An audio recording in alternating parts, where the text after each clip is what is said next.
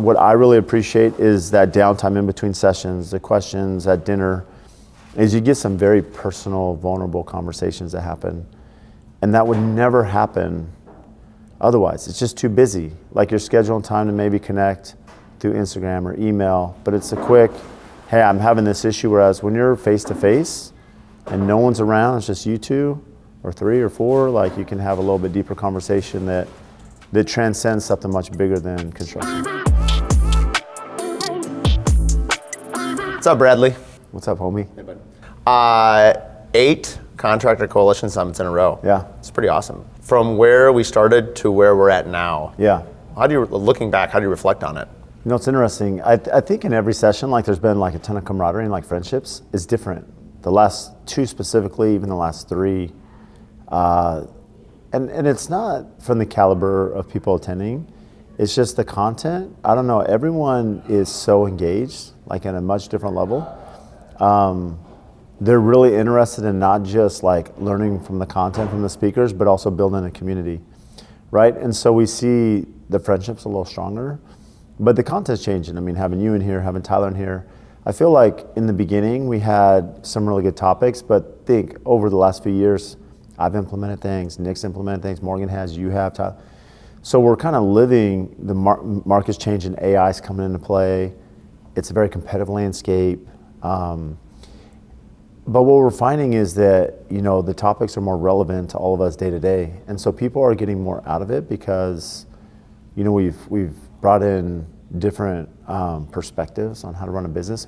I think that's what's unique. When you think about the summit, there's so many, like there's no true standard for a builder. Every market's different, right? Every clientele's different, city, like, and every business is different. And so what's unique about now is you can bring Tyler in, who's one-man operator, and very successful. You know, you could have Morgan that does a lot of social media and DIY, and they have other, you know, ventures, does very well. You know, you have a different market and do very well. Yours is different than mine. Mine's different in Phoenix, how we run. Nick's is different. So you have these different people that have different ways to run their business, and they're all successful in their own right. And it's just, what do you want? Do you want time? Do you want money? Do you want exposure? Do you want fame? I mean, do you want network, friendship? I mean, there's just different angles you could take, and so whatever's priority. Mm-hmm. I've noticed that each one has sort of a different spirit, atmosphere. Mm-hmm. How do you feel this one is different than previous ones? Yeah. Do you feel it? I do. It is different. I mean, I hate to say it's the best one because anyone that's come to other ones, I mean, they've all been so good. Chicago's different. I don't know if it's just the vibe. I mean, the people coming, I think one thing I've noticed is the sponsors are more engaged too at a different level. And so they're just seeing the true value for them as well. And so they're very engaged, and the attendees are receptive to that because they see the value from them. But everyone's just immediately like friendship. They've seemed like they've done their research. They're coming in more prepared, not only for here, but they, you know, it seems like everyone's at a different, you know, a lot of them had success at their levels, and they're looking to just refine maybe 10% of their business. Mm-hmm. Is a common theme. Like a lot of them are like, we're 90% there, we need 10. And then they're hearing that we're getting the 10. And so you just have some people that are really committed. And what I noticed on this one, a lot of them spent time reading bios. And so they read people's bios, they came prepared, they knew other builders coming in, they're following them on Instagram. And so they were already doing this pre-attending. And then now it's here, it's just like finalizing that friendship and relationship. So that's just the feedback we've gotten so far. Where I was going with, I feel like for me, having been to 6 out of the 8 of them, I felt like this is the most emotional one. Mm-hmm. And I don't know if it's just where I'm at personally, or if it's actually just the group and the atmosphere. It's hard to know exactly what the thread is, and we don't want to oversimplify and say like it's one thing or put a label on it, but that's what it keeps coming back to me. And part of it is that opening night, we changed the routine. Yeah. You know, usually we had Marco La Liberte, who's amazing. We moved him back a day for his presentation, but that open mic night was really impactful for me personally, having people share some of the biggest losses they've had in their career.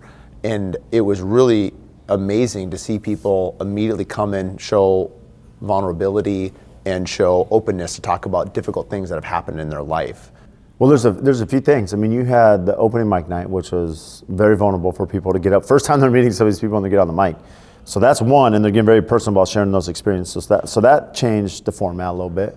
I think the second thing is you speaking about wellness. You got a little emotional about that, talking about your family. I mean, and so it's just a very authentic perspective. And so understanding, I'm sitting there and I don't sleep a whole lot, and you're like, girl, that's how much you sleep. And I'm like, I got to get my life in order, which I don't know how to do that, but we'll figure that out. You're like, I've been doing that since college. Yeah, I'm like, that's 20 years. I don't know what I'm going to do there.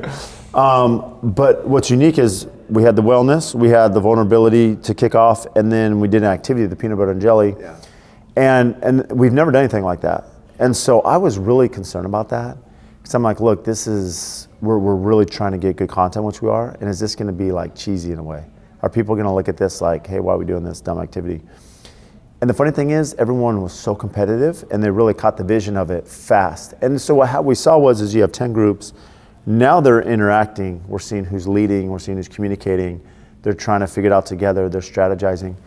And so it's a little bit of that human nature. So you kind of have a bonding through competitiveness.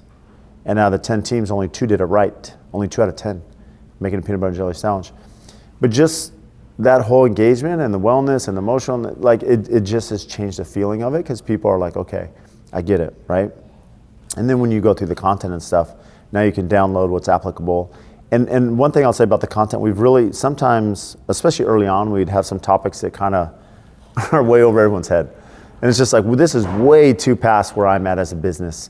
And so we've really catered the content to be where people are now, and just little things they can do that actually make sense, that they can actually go back and apply, instead of some of this pie in the sky that's like, I don't know if I'll ever get to that point. I think, even asking some of the sponsors, we had Caitlin on Slocum, and it was interesting. She was eating it up. And I said, you're coming from outside the industry, because she does website design, as you know, she does your stuff. And I said, what do you get out of it? And she's like, it helps me understand the challenges that builders face, so it makes me better at my job. Because we do work with a lot of companies that help us, whether it's branding or marketing or things like that. But the more they know the nuance and can speak with our voice, the more effective all of our, let's say, branding or marketing can be. But I just thought it was sort of interesting that someone even outside the industry was like, it was palatable. The information was clear enough that I was curious enough that I wanted, because sometimes if a sponsor's in a room to a convention, they might just like tune out and they're just like, I'm here for something else. But like even the people who aren't builders that are in the room are like, wow, I'm interested in this. See, and I think that's an interesting point, because like for me, I just like personally, and I'll come back to build on that, is I've been to other design camp, I've spoken there, and I find it fascinating to understand how designers run their business, because I'm like, I didn't realize that. Manufacturing, like for me, it's like, okay, I just order my windows, show up on the job site, hit this date, right? Go to Kohler, I need my plumbing fixtures, get here on this date. Well, when you actually go to Kohler and you do the factory tour, you go, to some of our window vendors and you see like manufacturing, you realize we have all these components that go in a house, but it's so complicated. The R&D, the testing, the quality checkpoints, freight, all this stuff to get it to us. So that activity yesterday is unique, because now you have someone like Michael from Emser who's like, this is way too complicated. So he's looking at it like, I just got to get material without realizing the hoops we're jumping through. So him understanding what we're dealing with makes him a better partner. And it's the same thing for us, like understanding what our vendors go through and trade partners, understanding our design community and architects, like understanding the challenges they have. Because even Jen, who's here from design, is like, this example, she's like, I want to get my architects and builders to do this back home, because it just shows like the collaboration we need that we're not doing. And there's just too many parts. It's too complicated of a business. And at times we just get stuck in the mundane and stuck in this like little window of stuff we're doing. One of the things that I think Tyler is really good at this mindset, and we talked about it at our planning session a couple days ago. How can we convey better to people who have not been a part of Contractor Coalition about the problems we solve or help them solve? What would you say to someone who hasn't been to a Contractor Coalition? Like, what are some of the problems that we seek to help them solve, and how, by coming and investing in themselves and in their business to a Contractor Coalition Summit, how would it help them solve whatever problem they're dealing with? It's interesting. I had a talk with Adam this morning, and he was talking about some legal stuff he's going through. And he was asking advice, and fortunately I'd been through that. So much of life is you don't know what you don't know, and especially as a business owner. And so all of a sudden you hit this bottleneck, you hit this, this stronghold of like issues or cost or lawsuit. I mean, it could be anything, and you're like, how do I get through this? And to have people that have maybe been there or understand that or have ways around that, like you can't put a price on that. And the thing is, what we speak about a lot is confidence. I think, and it's not, part of the confidence is I was pushed around a lot. I feel like I'm a pretty nice person, and so, in ways, my personal weakness, I'm a people pleaser, and it happens with clients that I just want to be, people pleaser. So they would be like, okay, Brad, well, why on cost plus, even if we exceed our budget, like you're still doing the same amount of work, so why should we pay the difference, And it's stuff like that. We're like, yeah, that's a good point, and you just kind of cower. And what ends up happening is, as you come to this and you see, no, like this is how a business needs to be ran. And now I have a lot more confidence, so I have the answers. So like last night, I was speaking with, Anthony and Caden and Reed, and they were asking about some problems they were having with the client when they missed stuff on a cost plus bid. And I gave them some examples of how I handled that with the client. Here's how I handle things that were missed and why I shouldn't need it. And here's the example. I gave them a Costco example if I'm checking out. And they're like, we're going to use that. That's a great example. So now you have real world examples and a rebuttal, if you will, to understand like this is how I work through these really tough conversations with clients. When you look down the road of where the Contractor Coalition is headed, or what maybe future goals or aspirations or where it could evolve to, what are some things that excite you, or what are some big vision things you're like, I think this, I know what mine are. I'm curious, we haven't really talked about it. I'm curious what you kind of think, what down the road, what this looks like. Well, I think the in-person thing is super valuable, and I think we want to expand this to reach more people in a different way. The thing is, for 30, 40 years, probably longer, the entire narrative around our country is go to college. That's it. They don't have trade schools, like you're not doing this in high school. No one talks about construction. I'm not that old. When I was in high school, everyone looked down on construction. You go into construction if you're not smart. You go in construction if you're not good at school. And it's just a fallback, right? You go work in the trades. And I remember I was in college studying construction management, and I play a lot of basketball. I go back, play with some friends, we're playing basketball. And they're like, what are you studying? I'm on construction management. And they're laughing at me. One of the guys is like, you're going to college for construction? You're an idiot. Like, that's exactly what he said playing basketball. Out of curiosity, what was his career choice? I have no idea what he's doing now. He's probably, working minimum wage somewhere. Honestly, like he is not successful. Like I have no idea what he's doing, but he's not done anything. But it's funny but that's the rap, the perception. But you've seen so many people leave the trades. We see AI and technology and data center, all these things are coming up, but you need people to build them. And the thing is, like, you need construction, you need engineers, we need builders, we need tradesmen, we need, and so the point being is where I see this going is there's gonna be, now that this is moving, we gotta figure out how to educate people to come into this business. Because the one thing about construction, as we mentioned early in this episode, is that there's a lot of ways to be successful as a business owner in this world. And so how can you reach all of them to show them different paths to help? Look, at the end of the day, you and I are gonna need plumbers and trim carpenters, so how can we get them in there? But hopefully, the better business they are operating, the better serves me. Because the last thing I wanna do is give a big deposit to someone that can't manage cash flow and doesn't understand it, and now they're bankrupt. And now I'm on the hook for that money. So the more we protect those around us and teach them, the more it protects us. And so my goal is that everyone's a strong business owner because it just elevates the industry.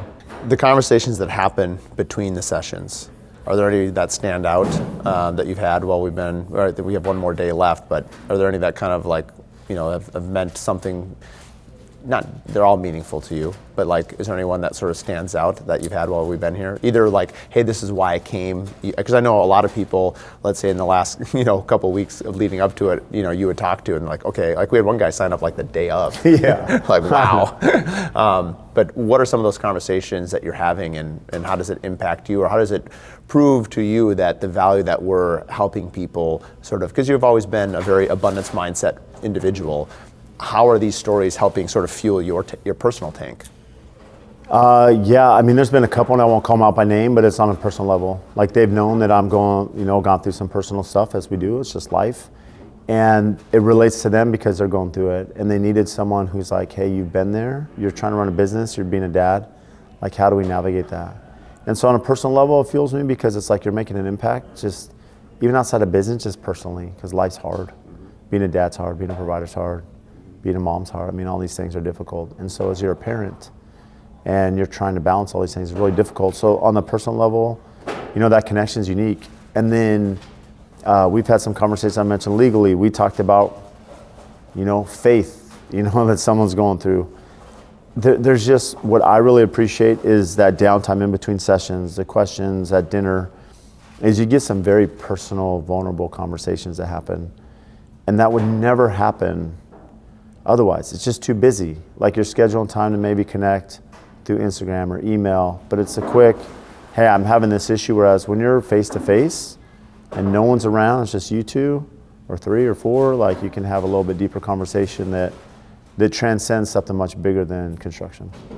When you look around at the five of us, we all, I think Allison Case Anderson had kind of mentioned how it's like almost like a 360 sphere, not only of influence, but of growth and of personalities. All of us have like maybe a 20% segment of each other. And I was talking to Suman, who does, obviously, as you know, HR and hiring, is like, our group sort of represents kind of the full DISC assessment. Yeah. I mean, it's kind of, speak a little bit to like, the relationship or like how you see the strength of the whole group and how it fits, the different personalities and business of the people, or business personalities of the people that are coming. Well, it's too relatable. I mean, some people are going to be more reserved, some are very outgoing, some are introverts, some are extroverts. Like we have a little bit of that in all of us in a way. And then because we're in all different regions, I mean, everyone's in a different part of the country. We're in different climate zones. We operate completely different businesses with different clientele, and we have different strategies how we run our business and our social media and our public content and how we do, relationships with our partners. Like it's all different. And so it just gives so much diversity to show people that, certain people may align really well with you, Mark. They may align with Tyler and not with me, and that's okay. And there'll be some that are like, no, we really align with AFT and their process and how they're doing things, and so by having this like eclectic group in a way is one, we get along so well and we have the same view of the industry and what we're trying to achieve. And with that, now you can splinter off and layer, what is best for each of the individual attendees. One of my favorite questions to ask people is like, how did you come?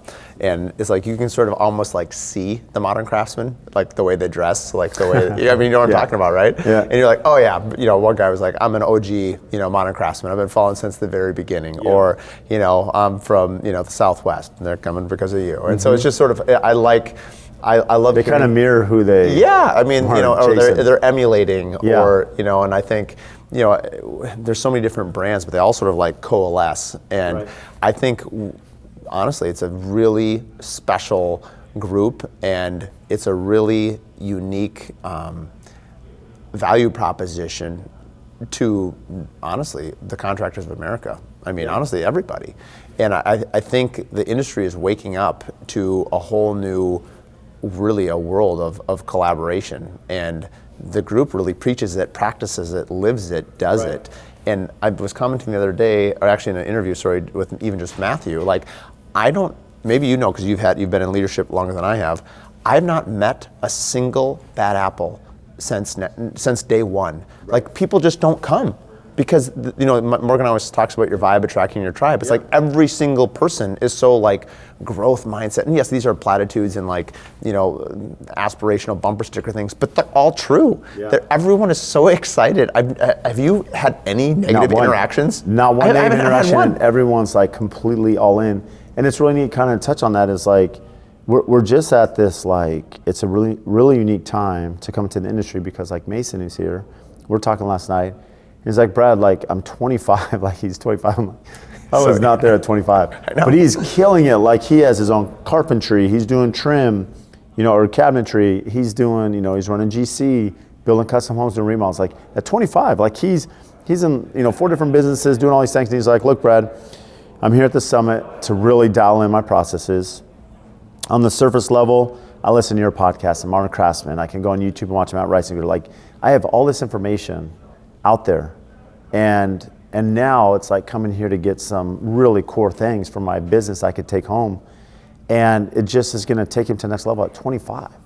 I mean, it's wide open. The landscape's wide open for him in 10 years from now, especially in Michigan where he's at, to really just become the next, big thing there in Michigan, and it's awesome.